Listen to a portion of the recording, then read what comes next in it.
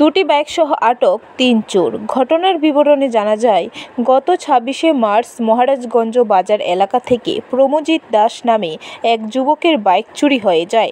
তারপর মহারাজগঞ্জ ফাঁড়িতে একটি মামলা করা হয়।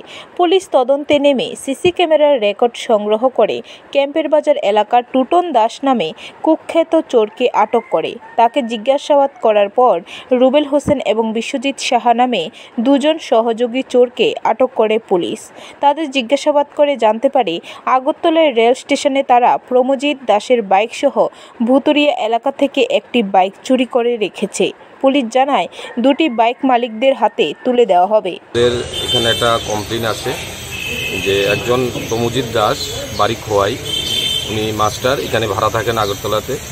আমাদের এখানে গুলবাজার এখান থেকে একটি স্প্লেন্ডার, সুপার স্প্লেন্ডার বাইক উনি রেখে বাজারে গেছেন। তখন এসে দেখে বাইকটা চুরি হয়ে গেছে সকাল অনুমান 10টা নাগাদ। তো এই খবরটা পাওয়ার পর গুলবাজার আউটপোস্টের ওসি এবং অন্যান্য স্টাফ মিলে ওখানে ক্লাবের যে পাশে বাড়ি সিসিটিভি ফুটেজ আছে ওটা দেখতে আমরা ওখান থেকে একজন লোককে আমরা ফটো দেখতে পাই যে বাইকটা নিয়ে গেছে। তো তার সম্বন্ধে খোঁজখবর নিয়ে দেখা গেছে তার নাম টুটন দাস, তার বাড়ি ক্যাম্পের বাজারে। সে এর আগেও অনেক কেসে অ্যারেস্ট হয়েছে বাইক চুরির কেসে। তখন তাকে আমরা সোর্স লাগিয়ে তাকে আমরা উঠিয়েছি। তাকে জিজ্ঞাসাবাদ করার পর সে তখন স্বীকার করে যে ওই বাইকটি, সুপার স্প্লেন্ডার বাইকটি সে চুরি করেছে এবং আগরতলা রেল স্টেশনে নিয়ে রেখেছে।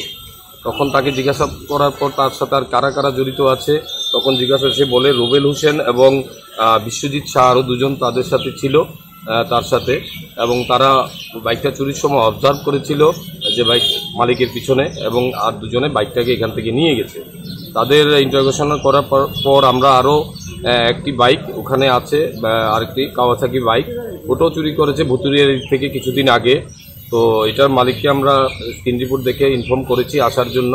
তো দুটো বাইক আমরা রিকভারি করতে পেরেছি। ব্যুরো রিপোর্ট, খবর ত্রিপুরা।